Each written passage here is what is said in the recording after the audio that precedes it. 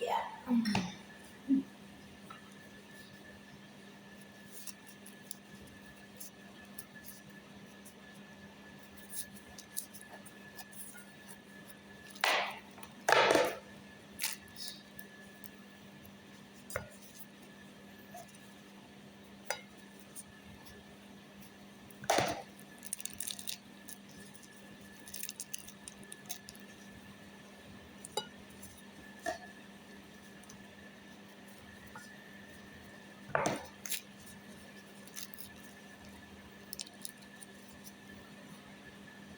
May bulok. Ay, may bulok. Parang si BBM. Shout out BBM. Mag-enjoy ka na BBM at malapit na ang iyong pagtatapos. Grabe, trilyon na talaga ang ninanakaw sa kaban ng bayan. Parang pangisi-ngisi lang ang hayop na BBM eh. Purya gaba. Gabaan ra gihapon na. Ora jud na wish nako.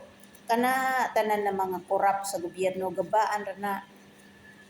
Milyon-milyon ang mga Pilipino na walay trabaho, walay matino na makaon. Tapos sila sarap-sarap ng buhay nila, makabili pa sila ng mga nila sa ibang bansa, bahay. Lahat ng logo nila mayroon. Ang taong bayan nagbabayad ng buhis, ng tax. Hirap na hirap sa buhay. Kaya kailangan maibalik natin ang Duterte ulit eh. Parang Duterte na lang talaga ang pag-asa natin ngayon. Sabi nga nung anak ni Lola noon na engineer dito eh. Sa oil company. Mayaman ang Pilipinas kung walang corruption. Totoo naman yan.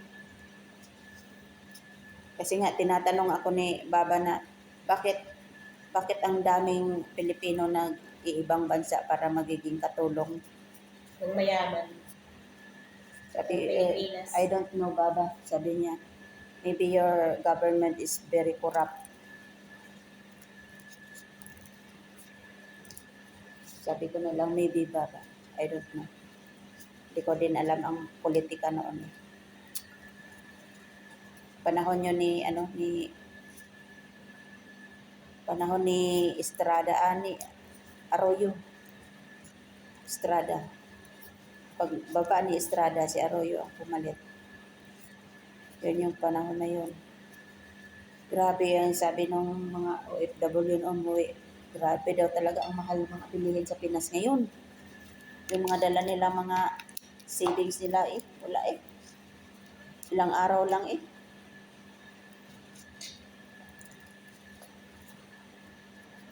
Kaya sabi ko, huwag kayong umuwi ng Pinas na wala kayong milyon. Hindi kayo mag-enjoy.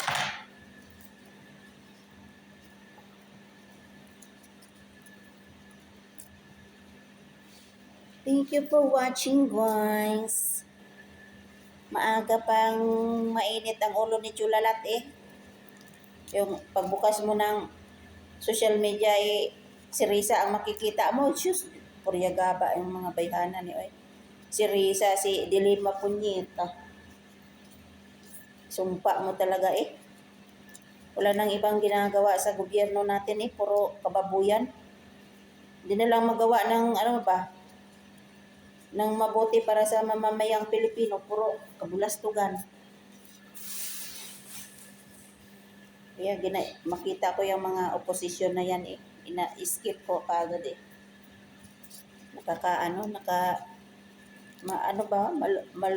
Malumural ka. Hirap mag-vlog eh. Hirap mag-vlog eh. Thank you for watching.